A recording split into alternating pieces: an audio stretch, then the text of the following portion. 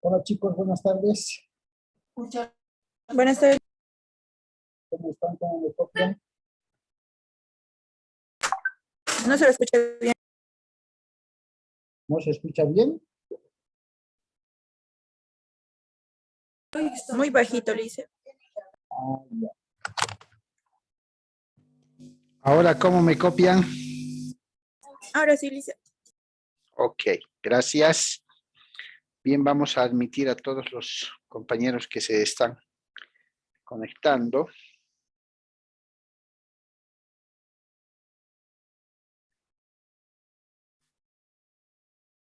Buenas tardes a todos. ¿Todos me escuchan bien, chicos?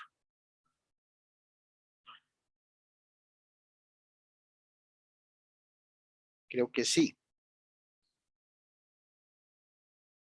Bien, mientras se van conectando, vamos a iniciar la clase de hoy.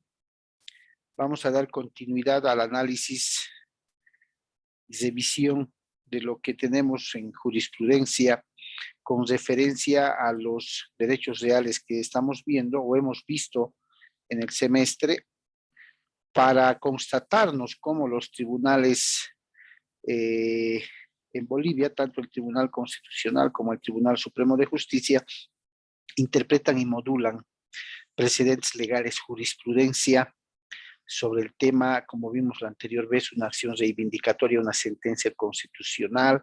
Sobre el tema, hoy vamos a ver la usucapión, vamos a ver la acción negatoria, vamos a ver la comparación que se hace con la usucapión y la prescripción que vimos cuando tocamos que, por ejemplo, la acción negatoria o la acción reivindicatoria es imprescriptible, salvo o a excepción de que una persona haya adquirido el bien por medio de la usucapión, si se acuerdan, ¿cierto? Es una limitante, es una salvedad que existe con respecto a la imprescriptibilidad de la acción reivindicatoria.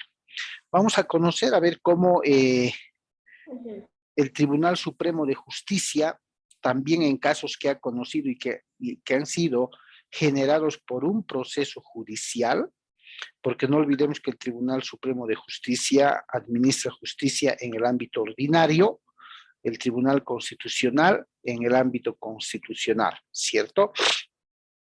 Y los fallos que va a emitir el Tribunal Supremo de Justicia, por ejemplo, habíamos dicho que se denominan autos supremos.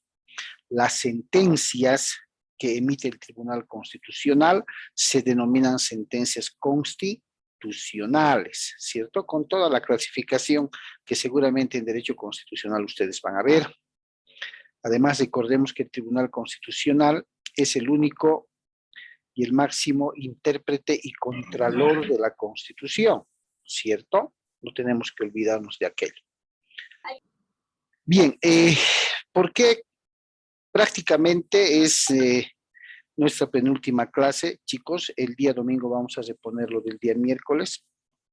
También vamos a terminar con interdictos. Estamos viendo acción reivindicatoria, la usucapión, la acción negatoria, cómo es que los tribunales en Bolivia delinean las jurisprudencias, para terminar la última clase con jurisprudencia sobre los interdictos de la posesión, las acciones en defensa de la posesión. No se confundan, por favor, cuando hablamos de acciones de defensa de la propiedad, básicamente estamos hablando de la acción reivindicatoria y la acción negatoria, las más usadas. Eso lo van a ver en derecho procesal con más profundidad, ¿cierto? Pero cuando hablemos de interdictos de la posesión, estamos hablando de acciones que defienden la posesión, no la propiedad. ¿Sí? Entonces tenemos que saber diferenciar quiénes están legitimados, quiénes están habilitados para poder interponer las acciones correspondientes. ¿Listo? Por favor, como de costumbre, no se olviden registrarse en el chat. Hasta el momento tengo 4 registrados de los 26 que estamos en línea. Bien. Veamos, ¿sí? En un caso en un proceso judicial que empezó ante juez de primera instancia, un juzgado civil, un juzgado en materia civil, una demanda de usucapión decenal o extraordinaria.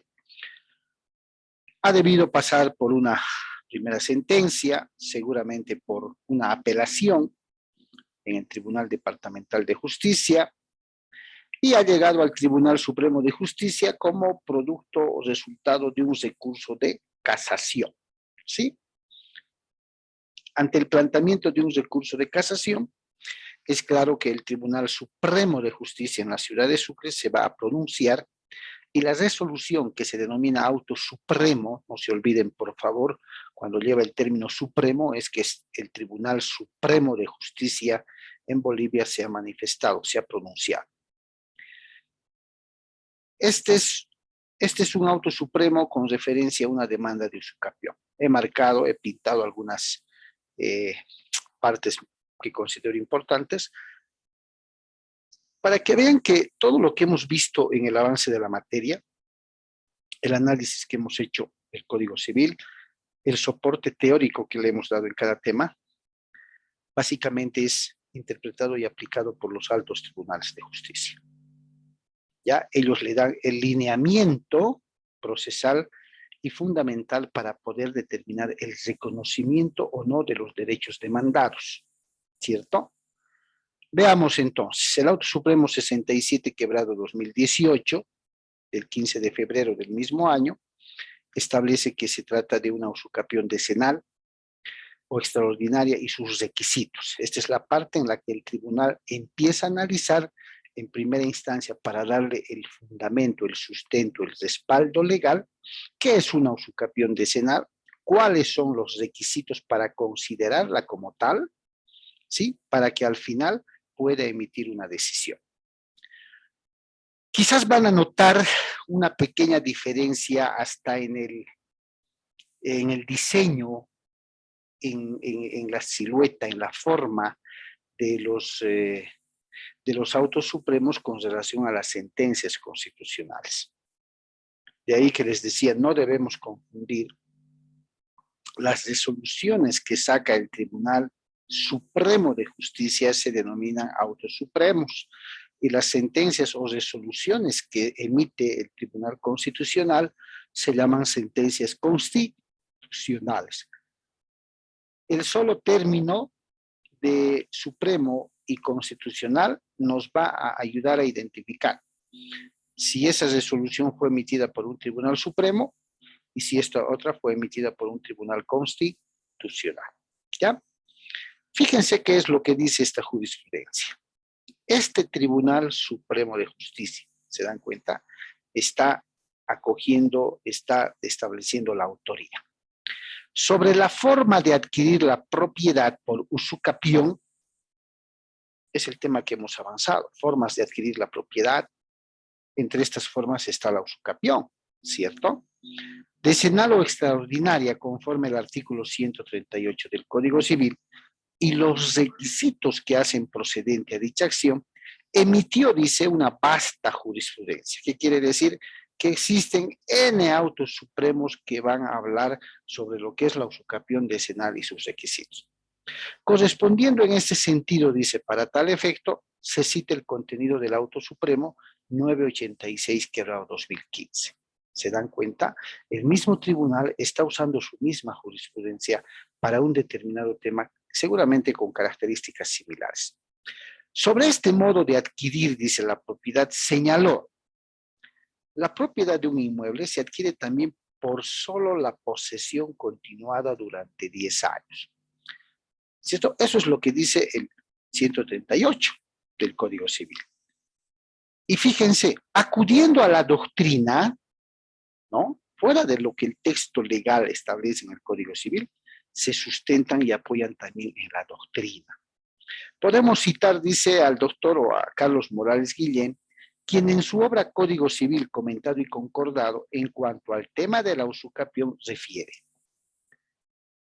La usucapión es la prescripción adquisitiva del régimen anterior o modo de adquirir la propiedad de una cosa por la posesión de la misma durante un tiempo prolongado. lo que hemos repetido tanto en el avance de la materia. De todos los referidos, dice, se puede advertir que el elemento esencial en este tipo de acción es la posesión. Criterio que se encuentra en consonancia con el aforismo sine possessione usucapio contingere non potest, que significa, sin la posesión no puede tener lugar usucapión alguna. El artículo 87 del Código Civil señala que la posesión consiste en el poder de hecho ejercido sobre una cosa mediante actos que denotan tener la intención de tener sobre ella la propiedad de un inmueble. Kevin, adelante, levantó la mano. Buenas noches, licenciado. Una consultita sobre el usucapión. Hace poco, yo estoy trabajando en el juzgado y justamente fuimos con el oficial de diligencias, ¿no? A ver la notificación de usucapión justamente y fuimos a una casa, ¿no? A ver qué tal estaba, qué había hecho la que estaba demandando, ¿no? Entonces, evidentemente era un lote, tenía la fachada bien, o sea, súper bonito la fachada. Entramos al terreno, ¿no? Y no había nada, no había ni casa, nada, o sea, todo tierra. Y le preguntamos a la abogada, ¿no? De la demandante, que dónde estaba la casa, o sea, sorprendidos, ¿no? Porque no había, y nos dijo que lo hizo demoler y que justamente la demandante vive al lado de ese terreno donde quieren iniciar, donde están iniciando el proceso de usucapión, pero que justamente no habían hecho colocar agua ni gas por el motivo de que no habían tenido los papeles, nada, pero dice que ya están más de 10 años. ¿Qué pasaría ahí, licenciado? Miren, por eso, ese es el objetivo de este análisis. Fíjense que el ejemplo que nos pone Kevin contrasta o coincide con los elementos legales, con los elementos doctrinales que estamos analizando. Se pretende, en el entendido de que se pretende realizar la usucapión de un lote de terreno, cuya muralla seguramente es nuevita, ¿no? Recién hechita, pero ingresan, dice, al inmueble y no hay. No hay inmueble, no hay cuartos, no hay nada. No hay servicios básicos, no hay nada. En un proceso, el juez tiene la facultad de valorar, ya sea en base a todos los elementos de prueba que le presente, y en estos elementos está lo que Kevin nos acaba de decir. Se llama inspección judicial, ¿cierto, Kevin? Han ido a hacer una inspección judicial. Sí, justamente, doctor, sí, con el oficial de diligencias fuimos a notificar, a ver, ¿no? Porque, y todo eso, y allá. Evidentemente había la fachada, pero entramos y debe haber casa, porque se veía bonito, estaba afuera pintado, todo bien, y abre la puerta, entramos con la abogada de la demandante y no había nada, nos vamos a sorprendido la casa y así, y no había ni servicios básicos y así, pero justamente dicen que al lado tienen la casa y desde ahí utilizaban el agua y así, pero y justamente nos dijeron que hicieron demoler la casa que había, pero no había escombros, nada, ni eso, doctor. Exactamente. Fíjense, nosotros cuando hemos visto el tema de la usucapión, hemos tocado los elementos que básicamente el auto supremo que estamos leyendo sostiene, sustenta con doctrina, ¿cierto? Entonces, vamos viendo y vamos a contestar la exposición que ha hecho de ese pequeño caso fáctico que vi. Fíjense lo que dice. El 87 del Código Civil, lo hemos avanzado, es la posesión. Es el poder de hecho, en nuestros términos, que tiene una persona sobre un determinado bien para usar, gozar, con la intención de hacerse dueño. Lo mismo dice, denota la intención de tener sobre él el derecho de propiedad. Empero dice, a través de la doctrina y la jurisprudencia, se ha establecido que para la procedencia, ok, fíjense esto, que para la procedencia de la posesión es necesario, entre otros, la existencia de dos elementos constitutivos. ¿Qué elementos constitutivos hemos visto en el avance de la materia? Sobre la posesión. ¿Se acuerdan? el corpus y el... ¿Cuál es el otro? Que en su momento... Exactamente, el corpus y el animus. El corpus llamado elemento material, el animus llamado elemento espiritual. El corpus la posesión material y el animus la intención de hacerme dueño. Fíjense, tanto la doctrina y la jurisprudencia han establecido que para que proceda la posesión, dice, es necesario que concurran o existan dos elementos, el corpus y el animus. Y cabalmente lo dice, el corpus posiciones, es decir, el poder de hecho del sujeto sobre la cosa, el elemento material. Y B, el animus possidendi o intención de actuar por su propia cuenta o alegar para sí un derecho real sobre la cosa, ¿no? La intención de hacerme dueño. De lo que se concluye, dice que la posesión está integrada por dos elementos, corpus animus, objetivo, subjetivo, es lo mismo. Al respecto, Jering, ustedes han tenido que escuchar hablar de Jering, es un doctrinario, citado por el profesor Néstor Jorge Musto, nos indica la determinación del elemento corpus, oigan bien, por eso he marcado, y lo vamos a trabajar con el ejemplo que nos ha dado Kevin. La determinación del elemento corpus, está hablando del elemento material, depende fundamentalmente de la naturaleza de las cosas y de la forma habitual u ordinaria en que el dueño se comporta frente a ellas, según su especie y según el destino económico que cumpla. Y lo mismo ocurre con los inmuebles que pueden estar defendidos por obstáculos materiales o por el contrario, estar abiertos y libres. De modo que no se trata de posibilidades físicas sobre las cosas y de exclusión, también física, de injerencias de extraños, sino más bien de las invisibles barreras creadas por el orden jurídico que hacen posible el uso económico de las cosas, en orden a la satisfacción de las necesidades humanas. Y aquí les lanzo una pregunta con referencia al ejemplo de Kevin. Ese lote amurallado, nuevito, pintadito, bonito, sin ninguna habitación, ¿tendrá un uso, un destino de satisfacción a las necesidades humanas? Después me la van a contestar.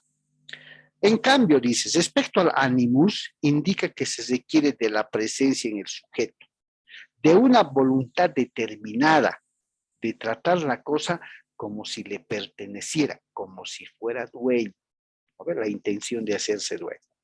Al respecto, Savigny, a tiempo de desarrollar la teoría subjetiva de la posesión, sostuvo que la misma se distingue de la mera tenencia por el hecho de que consta no solo del dominio físico sobre el objeto, corpus, sino también de la voluntad de comportarse en cuanto a ese objeto como dueño y propietario, o intención de tratar como propia la cosa que debe formar el objeto de la posesión.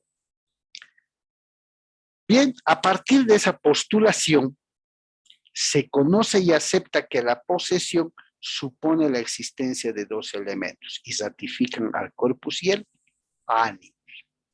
Ahora, de lo expuesto en dicho auto, dice, se tiene para hacer viable la usucapión, fíjense, para viabilizar, está diciendo, la usucapión decenal, deben concurrir necesariamente ciertos requisitos, siendo uno de ellos la posesión, que según lo expuesto en el artículo 87, es el poder de hecho, como habíamos visto. ¿No ve?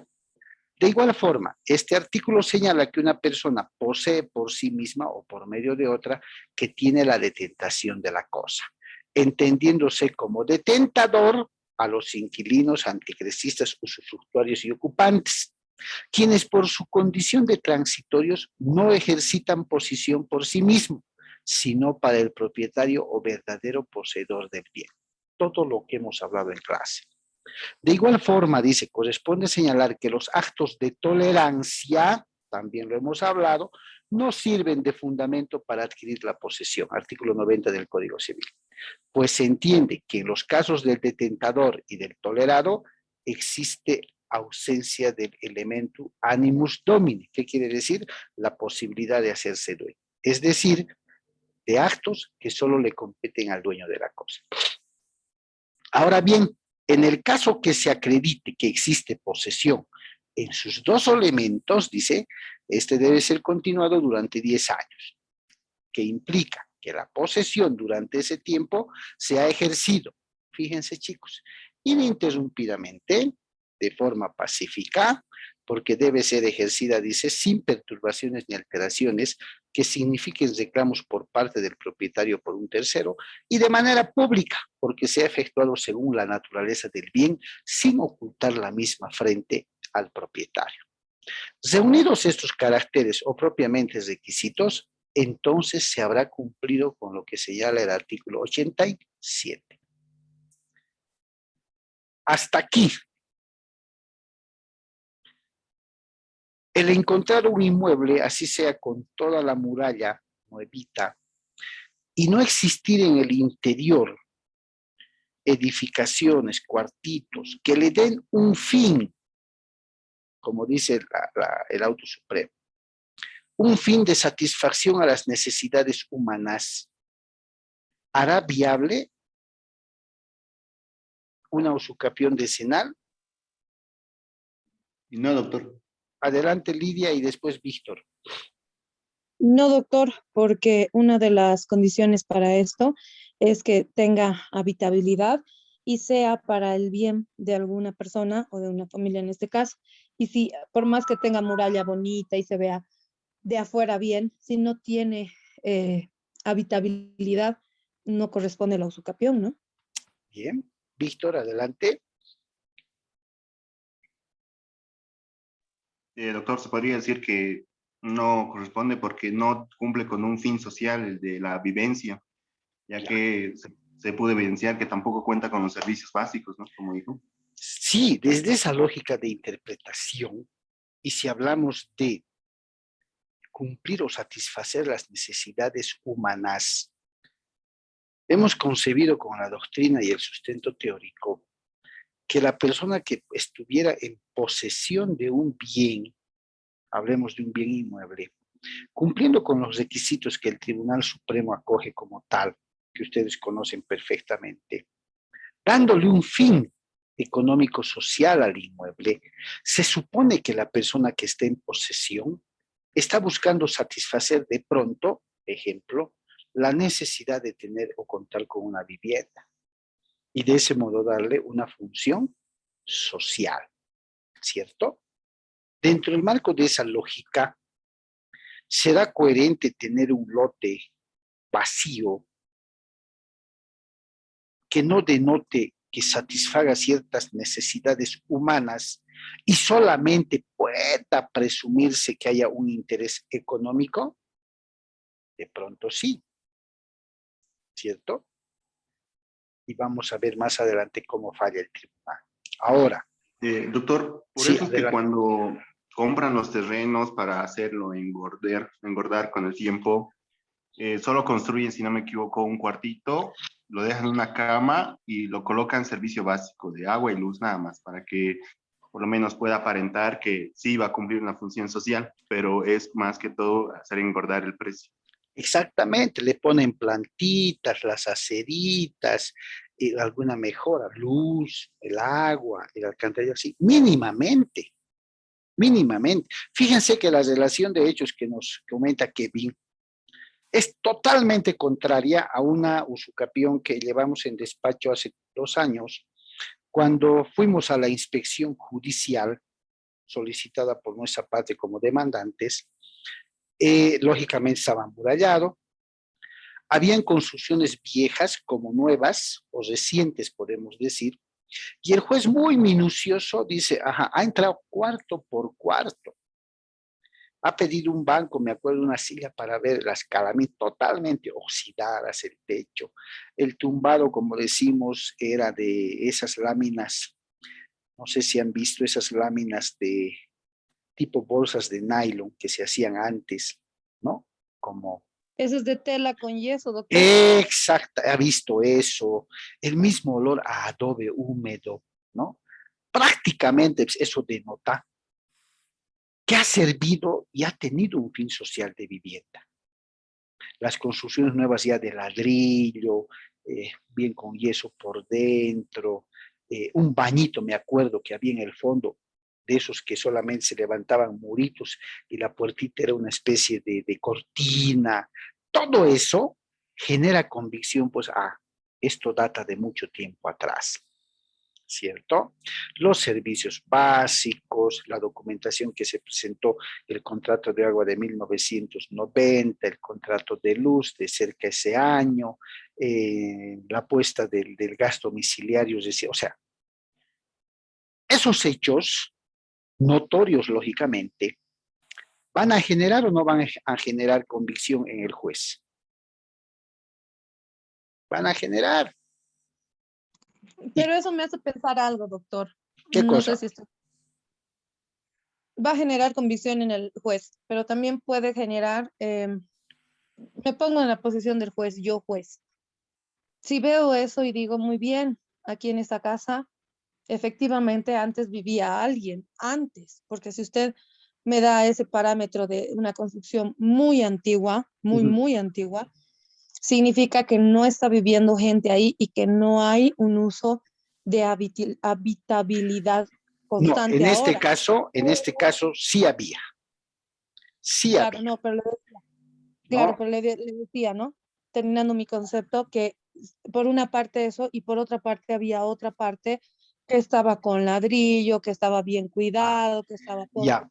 ¿Saben cuál ha sido? Ojo, que en Ahí audiencias de da a inspección entender judicial, que puede ser que sí, como también que no, pero si yo veo y compruebo que desde ese tiempo hasta la fecha hay construcción vieja y hay construcción nueva y hay contratos de agua y hay contratos de gas que son recientes, entonces sí daría para que se haga la usucapión correspondiente, pienso yo, ¿no? sí, no, está bien. ¿Saben que la inspección judicial es un elemento de prueba? En estos casos de la usucapión, no voy a decir la prueba reina, ¿no ve? Pero uno de los mejores elementos de prueba para que el juez en sitio y con sus ojos vea las cosas. Ahora, no es una audiencia muda, no es una audiencia muda. Es una audiencia en la que el juez desde la puerta, desde la calle, apenas llegue al lugar, ¿no? Instala la audiencia en la calle, en la acera. Su secretario va a estar ahí al lado tomando el acta.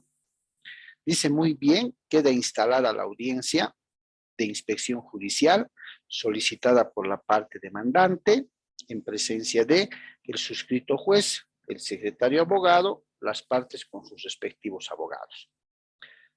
Y dicta, ¿no? Y dice, nos encontramos en la calle Beneméritos de la Patria, frente a un inmueble con numeración 750, muro de ladrillo, color también ladrillo. Se avisora que la construcción es nueva, antigua, muy antigua, así, detalla. Procedemos al ingreso del inmueble y a primera vista, así, empieza a describir todo.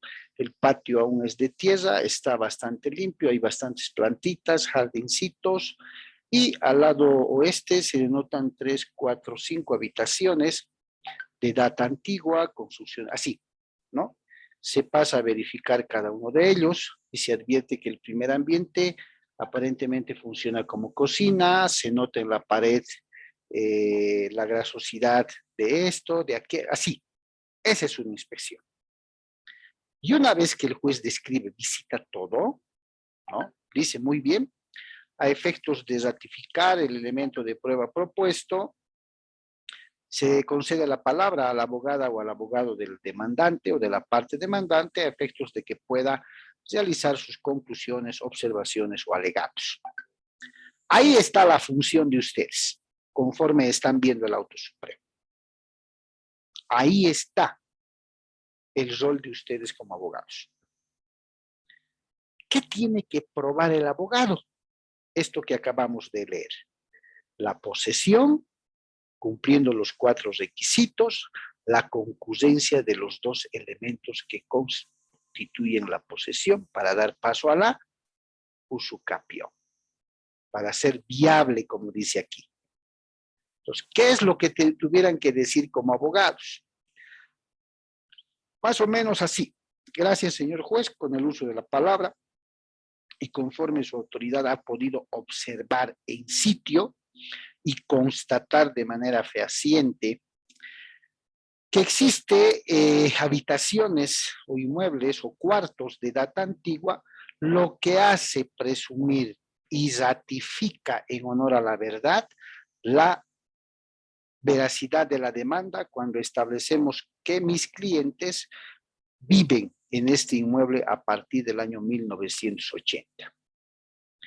Se ha advertido en la demanda que esos primeros años existían 4 o 5 cuartos conforme su autoridad ha visto, construcciones de adobe, calaminas completamente oxidadas, un olor a humedad, a moho, como lo ha podido observar, pero que básicamente han llenado o han satisfecho la necesidad de vivienda porque en cada cuarto había, ¿no?, su camita, su soperito, o sea, había la notoriedad de que había cumplido una función social.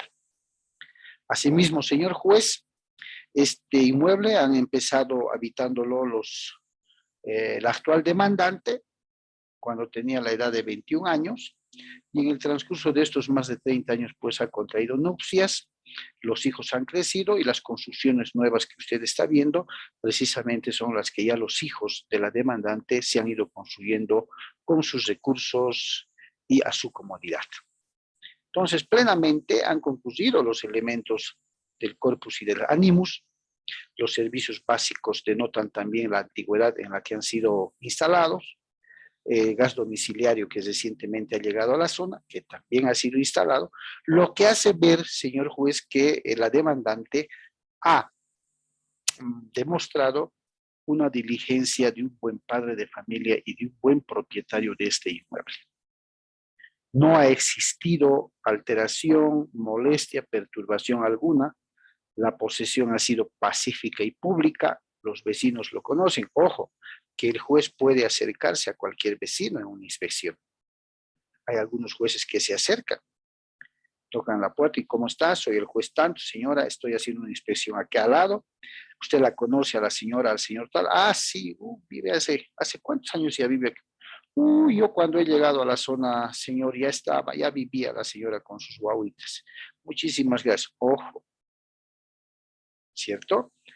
Ustedes como abogados van a ser los que le van a poner la cereza a la torta en esa clase de pruebas.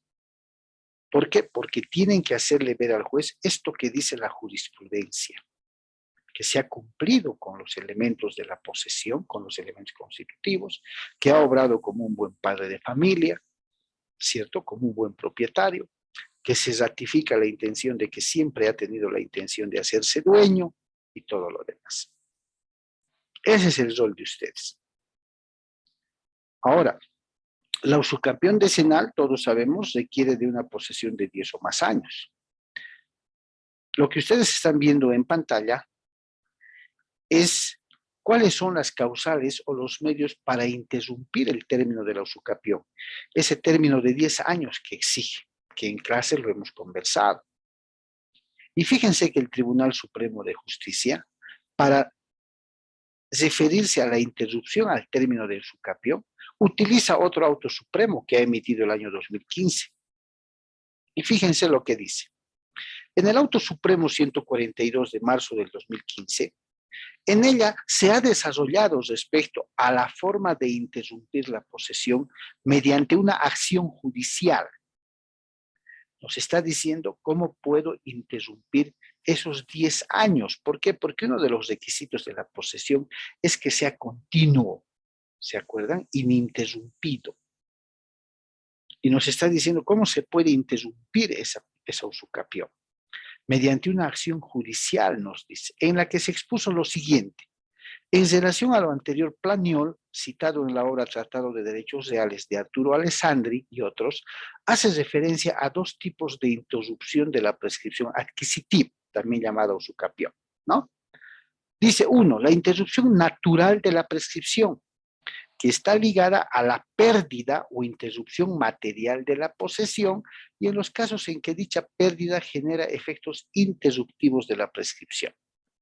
¿Qué quiere decir? Que yo como posesionario, por alguna razón, abandone el bien inmueble por un determinado tiempo. Entonces, de forma natural, estoy interrumpiendo la continuidad de esos 10 años. A eso se refiere. Y dos, la interrupción civil, de la prescripción adquisitiva, está hablando de la usucapión, que está relacionada, dice, a la actividad desplegada del que se pretende verdadero dueño de la cosa, que sale de su pasividad, es decir, de su inactividad y expresa ante el poseedor y por medios legales su inequívoca intención de no abandonar el derecho de propiedad. ¿Qué quiere decir? Que cuando está transcurriendo los 10 años que se requieren para un usucapión, aparece el dueño y demanda ¿qué? ¿Qué puede demandar el dueño para recuperar su bien? ¿Cómo se llama la demanda, la acción que puede hacer el dueño para el propietario para recuperar su bien? La acción Muy reivindicatoria. bien, muy bien. La reivindicatoria, la reivindicación del derecho propietario. Si lo hace antes de haber transcurrido los 10 años, ¿interrumpe la usucapión o no interrumpe? Lo interrumpe, doctor. Interrumpe, perfecto. ¿Va a proceder la usucapión? Si lo interrumpe doctor. antes de los 10 años, No procede. no va a proceder, porque le va a romper uno de los elementos, un requisito de la posesión, ¿no ve? La continuidad. A eso se refiere. No obstante, dice, para que opere la interrupción civil de la prescripción adquisitiva, es decir, la usucapión, quien considere tener derecho de dominio sobre el bien debe accionar judicialmente. ¿Qué quiere decir accionar judicialmente? Meterle proceso judicial. ¿Qué proceso le va a meter? Con seguridad, acción reivindicatoria. Con seguridad, porque es propietario. Va a demandarle al posesionario. Y en ese sentido dice, fíjense, oponiéndose a la posesión de aquel que aquel ejerce. El artículo 1503 del Código Civil expresa, la prescripción se interrumpe por una demanda judicial, un decreto o un acto de embargo notificados a quien se quiere impedir que prescriba, aunque el juez sea competente. Entonces, en términos claros, nos está diciendo que para cortar la continuidad y no permitir que la posesión tome el tiempo necesario para que transformarla en una usucapión, debo iniciarle como propietario una demanda judicial y hacerlo citar. En términos claros, eso nos está diciendo. Esa es la forma, la acción judicial por la que se puede interrumpir una prescripción adquisitiva, una usucapión. Y la forma natural ya sabe, que por algún motivo el posesionario abandone de pronto, deje de estar en posesión del inmueble, ahí se corta la continuidad de los 10 años, ¿cierto? Dice, resultando que para que ese acto sea efectivo se requiere que el mismo, fíjense, debe ser deducido ante órgano jurisdiccional, es decir, ante un juzgado, debe demostrar inequívocamente la voluntad de ejercer su derecho de propiedad, deduciendo oposición a la posesión del poseedor, y debe ser notificado a quien se quiere impedir que prescriba. Listo. Como abogado, si quiero interrumpir, esas 3 cosas tengo que pedir. ¿Se dan cuenta? Esas 3 cosas tengo que pedir. Y con eso puedo interrumpir la posesión. ¿Sí? Puedo interrumpir la posesión. Entonces, fíjense que en este auto supremo, todo lo que hemos hablado en clase con respecto a la posesión, con respecto a la propiedad, actos de tolerancia, elementos constitutivos, el tribunal lo utiliza, lo interpreta y lo adecua para resolver un caso. Así de sencillo. ¿Ya? A ver, chicos, antes de que se nos corte, por favor, permítanme parar acá la grabación y en 2 segundos les paso el nuevo link, ¿ok?